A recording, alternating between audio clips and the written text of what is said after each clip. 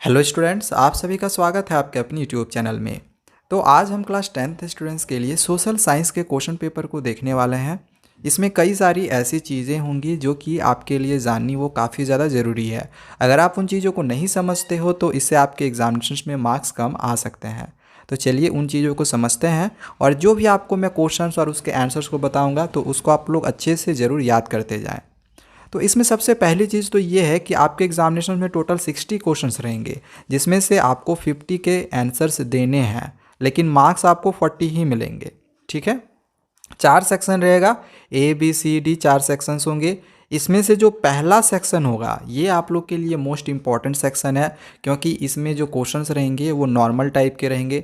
बस 4 ऑप्शंस ही रहेंगे और चारों में से एक सही होगा। ठीक है, ऐसे तो सारे क्वेश्चंस में 4 ऑप्शंस होंगे, लेकिन बाकी जो आपका ये B C और D वाला जो सेक्शन होगा तो ये पिक्चर बेस्ड क्वेश्चंस होगा, केस स्टडी बेस्ड होगा। उसके बाद पैराग्राफ टाइप में होंगे, मैप वाले क्वेश्चंस होंगे, असर्टेशन रीजन टाइप वाले होंगे। तो क्वेश्चंस को थोड़ा सा घुमा फिरा के पूछा गया है।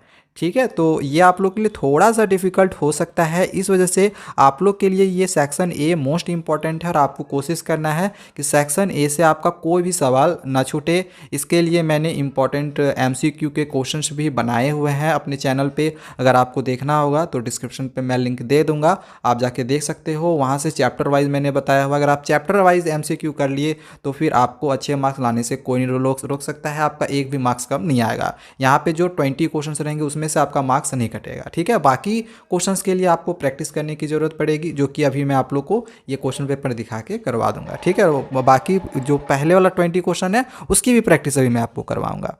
तो यहाँ पे देखते हैं क्वेश्चंस को अब हम। क्वेश्चन नंबर 1 दिया गया है, who among the following was the founder of young Europe underground secret society in burn. Burn में एक तरह का सीक्रेट सोसाइटी का फाउंड किया गया था यंग यूरोप के नाम से। तो ये किसके किसके द्वारा किया गया था, किसके द्वारा फाउंड किया गया था? ऑप्शन इसमें दिया गया है ग्यूसेपी गैरिबाल्दी, ग्यूसेपी मैज़नी, काउंट कैवूर या फिर ओटो वन बिस्मार्क।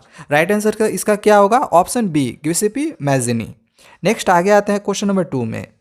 क्वेश्चन 2 दिया गया है, which of the following was the result of the act of union 1707।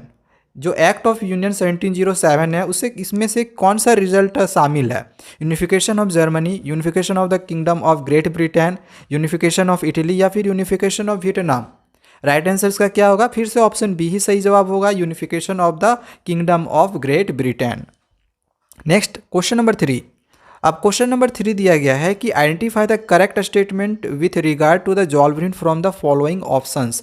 4 options है, इसमें 4 स्टेटमेंट दिया गया है। तो जॉल्वरिन से रिलेटेड इसमें कौन सा स्टेटमेंट सही है ये हमें पता करना है। ऑप्शंस बड़े बड़े हैं, जो सही आंसर है वो बस मैं आप लोगों को बता दे रहा हूँ कि ये जो ऑप्शन सी होगा ये सही आंसर होगा। कि जॉल्वरिन क्या है? ये एक कस्टम यूनियन था at the initiative of Prussia. ठीक है, चलिए नेक्स्ट आगे देखते हैं क्वेश्चन नंबर 4 को।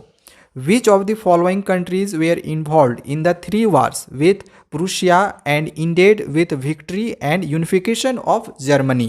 तो इसमें ऑप्शन दिया गया है Austria, Poland and France, Austria, Denmark and France, Austria, Turkey and France या फिर Austria, England and France. Right answer इसका क्या होगा? Option B, Austria, Denmark and France. Next आगे क्वेश्चन नंबर 5 को देखते हैं। 5 नंबर दिया गया है, identify the ideology under which people demanded freedom of markets in early 19th century Europe. Option क्या दिया गया है? रोमांटिसिज्म, लिबरलिज्म, सोशलिज्म या फिर रेशनलिज्म। राइट आंसर इसका क्या होगा? राइट आंसर फिर से ऑप्शन बी ही होगा, लिबरलिज्म। ठीक है, नेक्स्ट आगे देखते हैं क्वेश्चन नंबर 6 को। Choose the correctly matched pair about the crops and the areas they are grown. यहाँ पे कुछ 4 ऑप्शंस दिए गए हैं, जिसमें जो करेक्टली मैच्ड पेयर होगा वो हमें बताना है कि जो जैसे ग्राउंड नट है तो क्या ग्राउंड नट का जो सबसे बड़ा उत्पादक राज्य है वो असम है? तो नहीं, ये गलत ऑप्शन दिया गया है। ऑप्शन बी है टी का क्या गुजरात है? तो नहीं, ये भी गलत है। ऑप्शन सी कॉफ़ी का क्या कर्नाटका है? तो बिल्कुल ये सही, कॉफ़ी का सबसे बड़ा जो राज्य होगा वो कौन सा होगा? वो कर्नाटका होगा। तो ये सही है। ठीक है, चलिए नेक्स्ट आगे देखते हैं क्वेश्चन नंबर 7 को। 7 नंबर है, the piece of land left uncultivated for the past 1 to 5 agricultural years is called dash. Option दिया गया है barren land, forest land, grazing land या फिर फैलो लैंड। राइट आंसर इसका ऑप्शन डी होगा, fallow land. Question number 8 दिया गया है, which one of the following conferences was convened to discuss environmental protection and socio economic development at the global level in 1992। Option है कायोटो protocol, option B है मॉन्टेरियल protocol, option C है Rio de Janeiro अर्थ summit, या फिर option D होगा world summit और sustainable development. Right answer इसका option सी हो जाएगा, रियो डी जेनेरियो अर्थ समिट। इससे पहले जब हमने चैप्टर वाइज क्वेश्चंस लाया हुआ था तो उसमें भी मैंने आप लोग को इस वाले क्वेश्चन का आंसर दिया था और क्वेश्चंस को दिया था। क्वेश्चन 9 है, India has land under A variety of relief futures, which of the following futures ensure perennial flow of some rivers, provide facilities for tourism and ecological aspects। Options है plains, plateaus, islands, mountains. Right answer इसका mountain होगा। Next question number 10 है, which one of the following human activities has contributed significantly in land degradation। Options are deforestation, crop rotation, shelter belts या फिर ploughing. Right answer is option A, deforestation. Question number 11 अब दिया गया है, which one of the following countries adopted majoritarianism in their constitution. Options are Nepal, India, Sri Lanka, Bangladesh. Right answer is option C, Sri Lanka.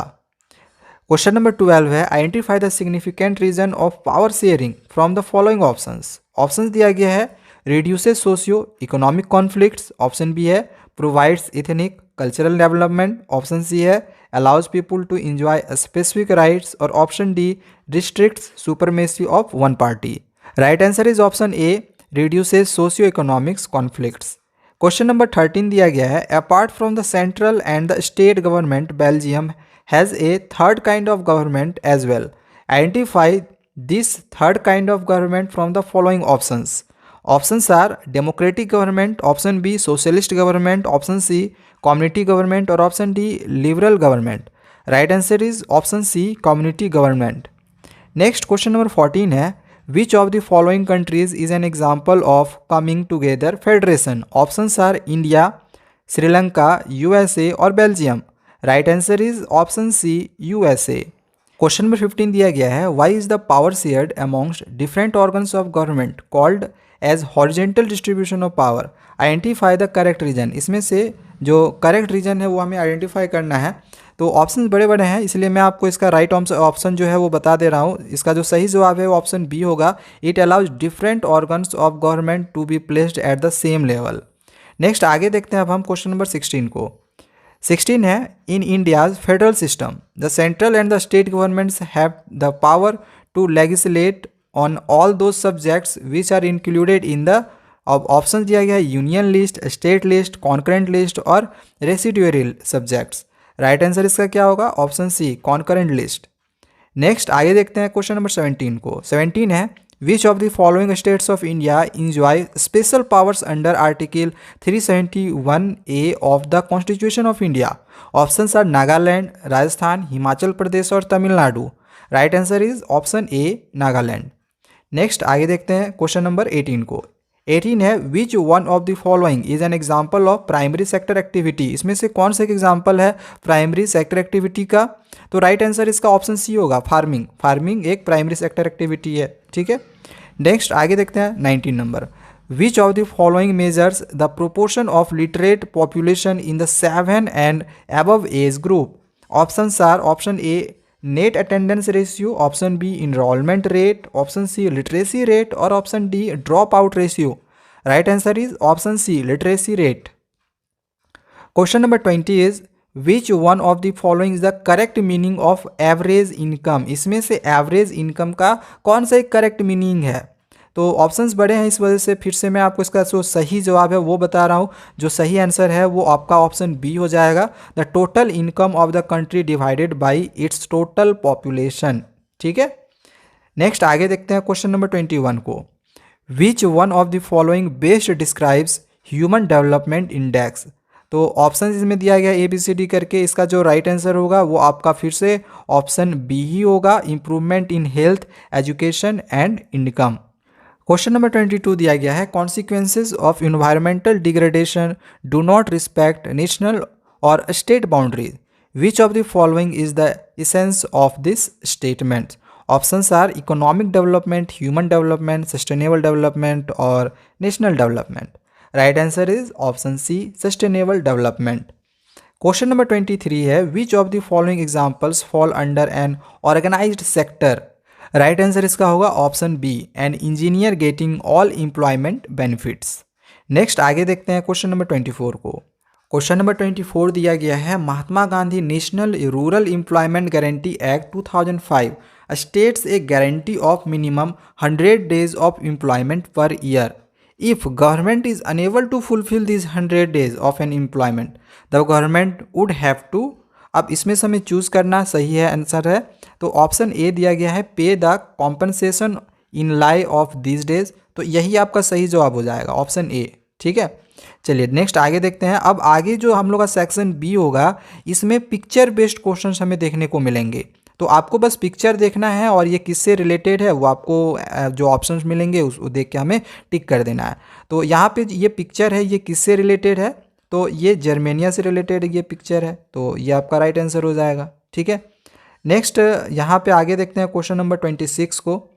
Question number 26 में दिया गया है, which of the following options is correct about Balkan nationalism?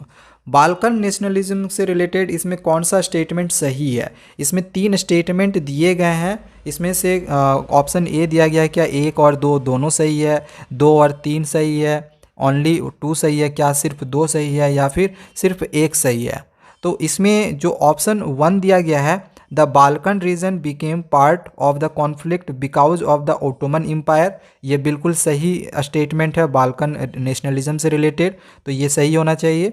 Second दिया है, the region comprised of ethnic groups included Greek, Serbs, Montenegro ETC. तो इसमें देखा जाए तो ये भी आपका सही है, तो ऑप्शन 1 और 2 दोनों ही सही है, और तीसरा ऑप्शन तो 1 2 3 तो कहीं नहीं है, यानी कि 1 और 2 आपका अगर सही हो गया तो यही आपका ऑप्शन ए आपका राइट आंसर हो जाएगा। 1 और 2 दोनों सही है, तो ऑप्शन ए सही होगा। ठीक है, 1 एंड 2।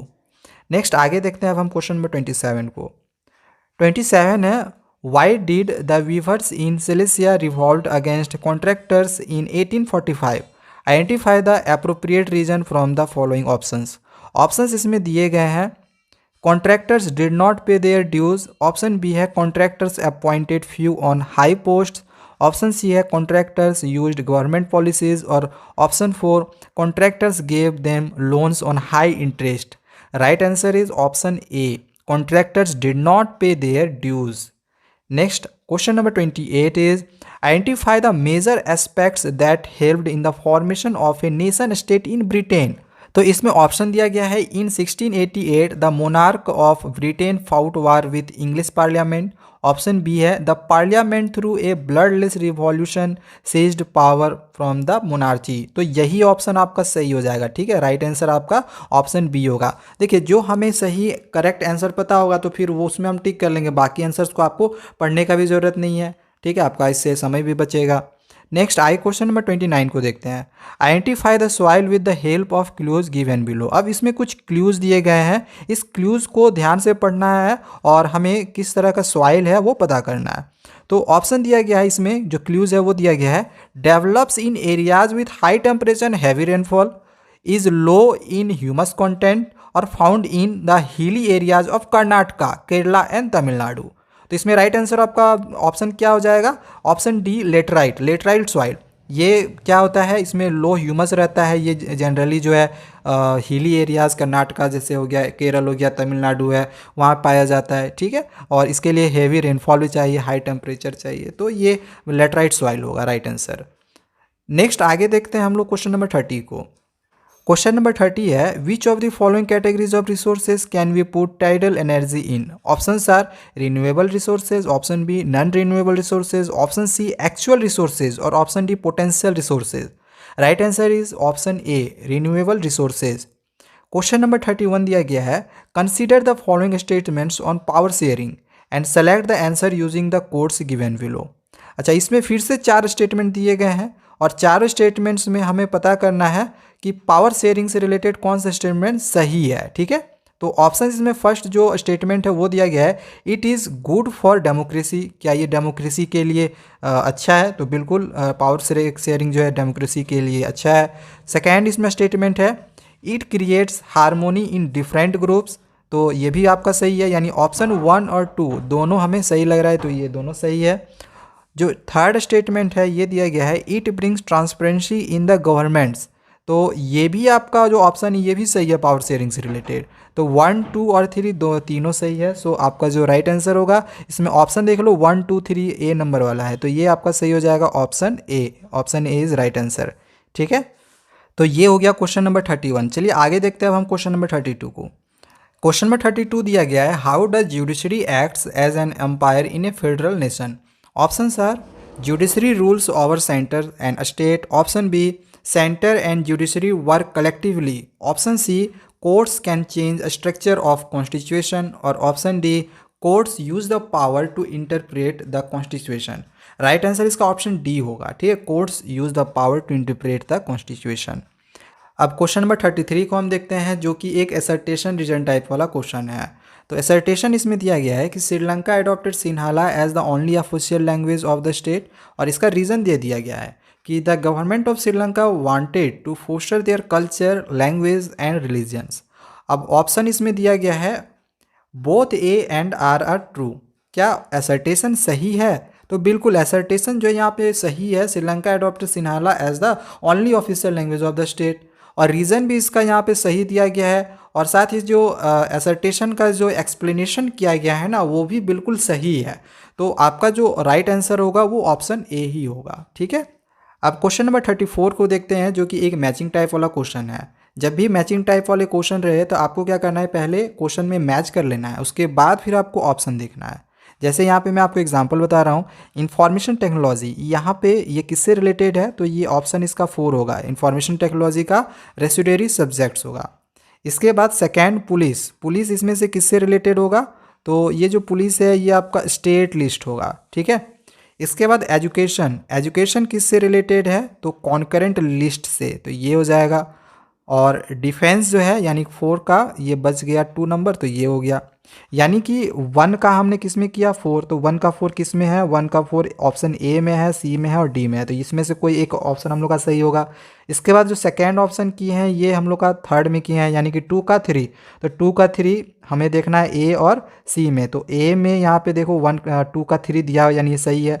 सी में 2 का 3 नहीं है और डी में भी 2 का 3 नहीं है, यानी कि जो राइट आंसर है वो हम लोग कौन सा होगा? Option A. आगे हमें देखने का और ज़रूरत भी नहीं पड़ेगा। ठीक है, तो इस तरह से आप मैचिंग के क्वेश्चंस को बनाएं। अब आगे क्वेश्चन नंबर 35 दिया गया है कि Anita is appearing in an examination conducted for recruitment to central government position in how many languages as mentioned in the 8th schedule can she opt to take the exam.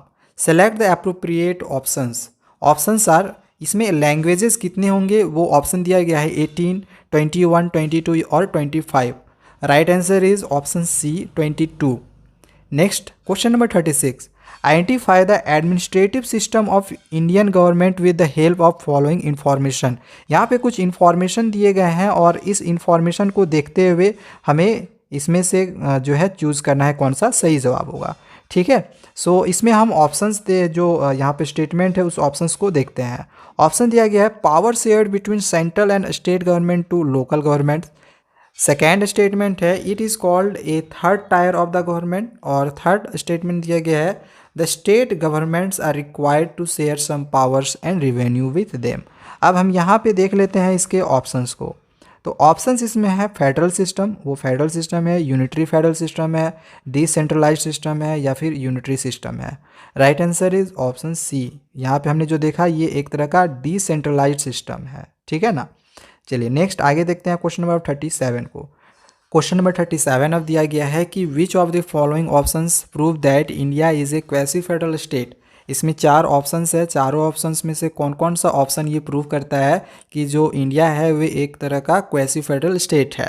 ठीक है, तो options हम पढ़ते हैं, पता चलेगा। ऑप्शन दिया गया है मोर पावर्स विद सेंटर, तो ये ऑप्शन बिल्कुल सही है, तो 1 वाला होगा। इससे प्रूव होता है कि इंडिया एक क्वासी फेडरल स्टेट है।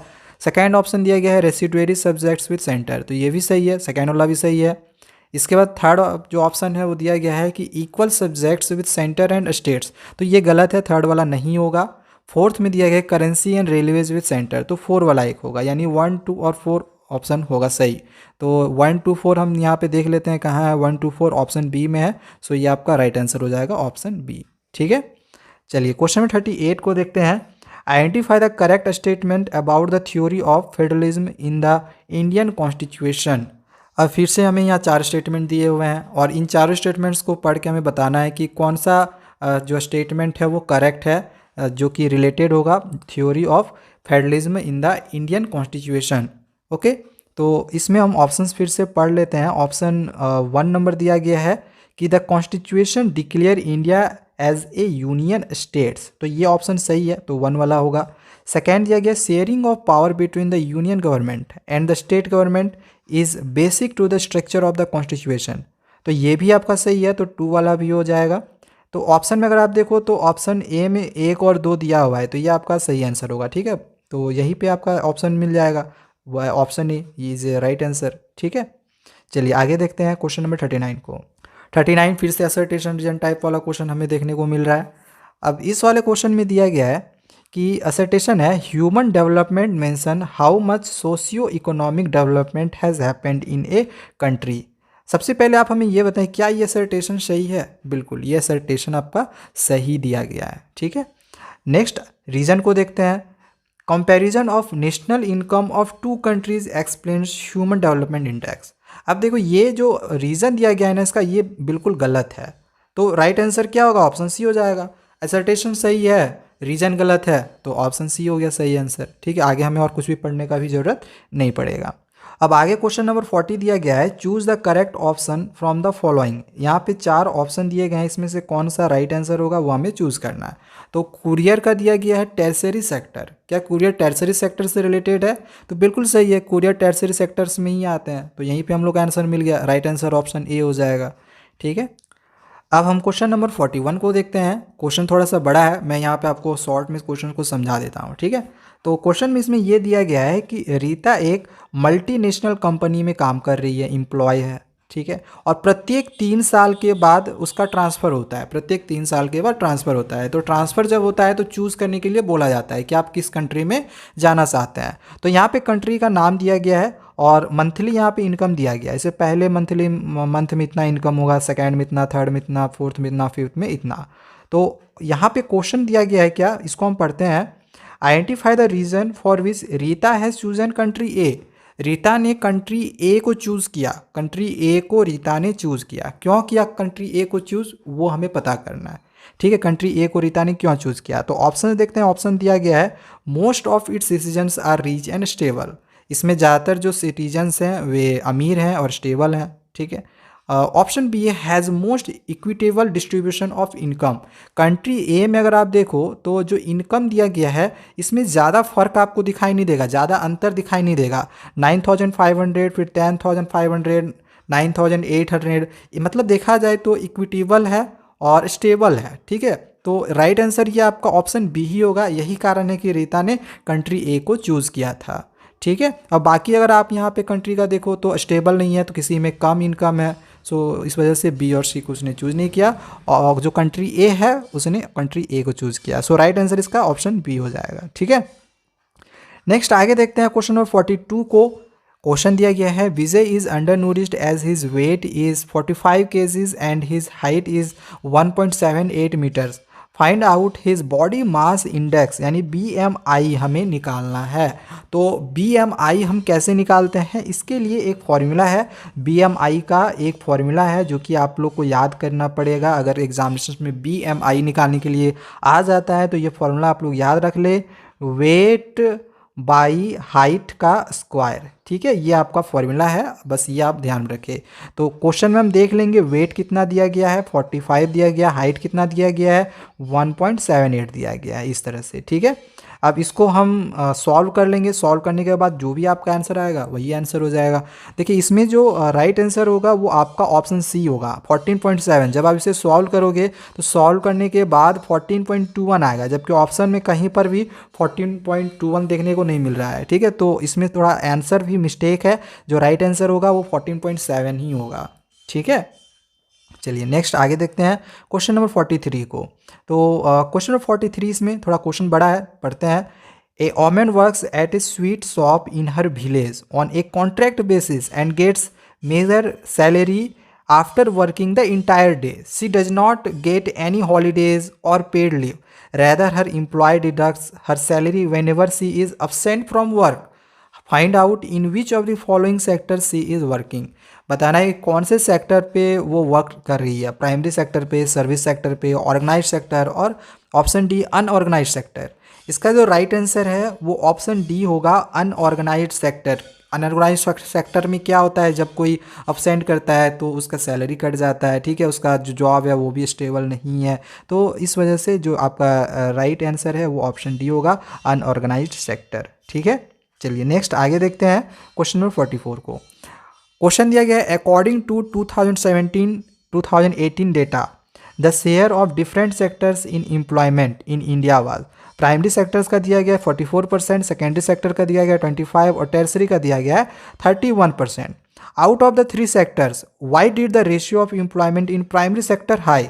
इन तीनों सेक्टर्स को मिला के देखा जाए तो रेशियो जो है प्राइमरी सेक्टर का वो ज़्यादा क्यों है। Select the most suitable option, जो सही सुटेबल ऑप्शन है वो हमें टिक करना है। ठीक है, तो इसका मैं सही आपको आंसर बता दे रहा हूँ, जो ऑप्शन ए है वो राइट आंसर होगा। Workers in the primary sectors are underemployed. ठीक है, ये आपका बिल्कुल सही आंसर होगा, ऑप्शन ए। चलिए नेक्स्ट आगे देखते हैं क्वेश्चन नंबर 45 को। अब क्वेश्चन नंबर 45 दिया गया है, जो कि फिर से एक असर्टेशन रीजन टाइप वाला क्वेश्चन है। असर्टेशन दिया गया है, crude oil reserves in the entire world are depleting, we need to find a sustainable substitute for it. तो हमें पहले तो ये पता करना है कि क्या ये असर्टेशन जो है वो सही है। तो बिल्कुल ये जो असर्टेशन है वो सही है। ठीक है, असर्टेशन सही है। रीज़न इसमें दिया गया है, oil and petrol prices are increasing day by day. तो रीज़न भी बिल्कुल सही है, जो ऑयल और जो पेट्रोल के जो प्राइसेस हैं वो दिन ब दिन बढ़ते जा रहे हैं। ठीक है, तो एसर्टेशन भी सही है और रीज़न भी सही है। लेकिन ये जो रीज़न इसमें दिया गया है ना, इस वाले एसर्टेशन का जो एक्सप्लेनेशन किया गया है वो गलत है। ठीक है, जो रीज़न दिया गया है but R is not the correct explanation. Reason जो है वो सही तो है, लेकिन एक्सप्लेनेशन जो असर्टेशन 1 का है ये इससे कुछ भी रिलेटेड नहीं है। असर्टेशन में कुछ और चीज़ें बोल रहा है, जबकि रीज़न में कुछ और बातें बताया जा रहा है। ये बात तो सही है, रीज़न तो सही है कि ऑयल और जो पेट्रोल है उसके प्राइसेस दिन ब दिन बढ़ते जा रहे हैं, वो बिल्कुल सही है। लेकिन असर्टेशन का सही नहीं है। असर्टेशन जो यहाँ पे कथन दिया गया है उसका स्टेटमेंट ये सही नहीं दिया गया है। सो इसमें जो राइट आंसर है वो क्या होगा, ऑप्शन बी राइट आंसर आपका हो जाएगा। ठीक है, असर्टेशन और रीज़न दोनों ही सही है, लेकिन R is not the correct explanation. R सही एक्सप्लेन नहीं कर रहा है असर्टेशन का। ठीक है ना, चलिए आगे देखते हैं क्वेश्चन नंबर 46 को। अब क्वेश्चन नंबर 46 दिया गया है, a man is employed on a food processing farm where he has to do a lot of manual work. His wife and daughter also help him in his work on the farm every day. Which type of employment is this an example? ये किस तरह का employment का एक example है? Under employment, seasonal employment, over employment और cyclical employment. Right answer is option A, under employment. Next आगे हम लोग देखते हैं, जो कि हम लोग का सेक्शन सी है और यहाँ पे हमें केस स्टडी बेस्ड वाले क्वेश्चंस देखने को मिलेंगे। तो इसमें जो पैसेज है यहाँ पे आप देखो, इसमें सबसे पहले तो एक पैसेज दिया हुआ है और पैसेज के नीचे यहाँ पे क्वेश्चंस हैं। तो यहाँ पे मैं आप लोग को बस जो है पैसेज दिखा दे रहा हूँ, आप चाहो तो इन क्वेश्चंस की प्रैक्टिस कर सकते हो। अभी जो पैसेज है वो मैं पढ़ नहीं सकता, पैसेज पढ़ूंगा तो अभी जो समय है और भी ज़्यादा चला जाएगा। ठीक है, तो डायरेक्ट जो आंसर है वो मैं आप लोग को बता दे रहा हूँ। 47 का जो सही आंसर होगा वो आपका ऑप्शन ए हो जाएगा। जब आप पैसेज पढ़ोगे तो आप इसके आंसर्स को भी करने का जरूर कोशिश करें। ठीक है, पैसेज मैंने आप लोग को दिखा दिया है। 48 जो आपका राइट आंसर होगा उसमें आपका राइट आंसर ऑप्शन सी हो जाएगा, प्रमोशन ऑफ इथनिक बिलोंगिंग। ठीक है, इसके बाद 49 का जो राइट आंसर होगा वो ऑप्शन ए होगा। ये सारे पैसेज से ही रिलेटेड क्वेश्चन है। 50 का राइट आंसर ऑप्शन बी होगा। इसके बाद 51 का राइट आंसर ऑप्शन सी होगा। ठीक है, ऑप्शन सी 51 का। तो ये पैसेज से रिलेटेड कुछ क्वेश्चन थे 52 भी है, 52 का एसर्टेशन रीजन का यहाँ पे क्वेश्चन दिया गया है, इसमें भी राइट आंसर जो है वो ऑप्शन आपका ए हो जाएगा। तो जो भी यहाँ पे क्वेश्चन थे पैसेज टाइप वाले उसको मैंने यहाँ पे आपको बता दिया शॉर्ट में, ताकि इससे आपका भी समय बचे और मेरा भी बचे, क्योंकि पैसेज पढ़ूंगा अभी समय लगेगा। ओके, फिर से उसी तरह से यहाँ पर फिर से पैसेज टाइप वाले क्वेश्चन है, तो डायरेक्ट मैं आपको आंसर बता दे रहा हूँ। यदि आपको प्रैक्टिस करना है तो इसका आप स्क्रीनशॉट ले ले और बाद में आप आंसर को चेक कर ले, जो भी मैंने अभी आप लोग को बताया है। ठीक है, 53 का राइट आंसर आपका ऑप्शन डी होगा। ठीक है, इसके बाद आते हैं 54 में। 54 का राइट आंसर ऑप्शन ए होगा। 55 का राइट आंसर आपका ऑप्शन डी हो जाएगा। ठीक है, 56 देखते हैं। 56 का राइट आंसर ऑप्शन ए होगा। 57 का राइट आंसर ऑप्शन बी होगा। ठीक है, ऑप्शन बी सही जवाब आपका 57 का हो जाएगा। 58 का राइट आंसर ऑप्शन डी होगा, to fetch more income and high earnings. तो ये सारे पैसेज और केस स्टडी टाइप वाले क्वेश्चन थे। अब एक लास्ट हम लोग का सेक्शन बच गया, सेक्शन डी। तो सेक्शन डी में एक मैप बेस्ड क्वेश्चन रहेगा आपका। तो इसमें यहाँ पे ये जो प्लेस है ये हमें आइडेंटिफाई करना है। नीचे कुछ यहाँ पे इंफॉर्मेशन दिए गए हैं, इसको पढ़ते हुए इसमें दिया गया है, on the political map of India A is marked as a dam, identify it from the following options. Salal, Bhakra Nangal, Tehri और राणा प्रताप सागर। सही आंसर क्या होना चाहिए? Option B, Bhakra Nangal. ठीक है, तो ये आपका यहाँ पे भाखरा नांगल इसमें हम शो कर देंगे। ठीक है, चलिए आगे देखते हैं। 60 एक जो लास्ट क्वेश्चन आपका है, on the same map B is also marked as a major tea cultivating state, identify it from the following options. Assam, Punjab, Bihar, Gujarat. Right answer क्या होगा? असम। टी सबसे ज़्यादा कहाँ उत्पादन होता है? असम में। तो बी का आंसर क्या होगा? असम। तो यहाँ पे ये जो यहाँ पे है इसमें क्या हो जाएगा? असम, बी वाले में असम।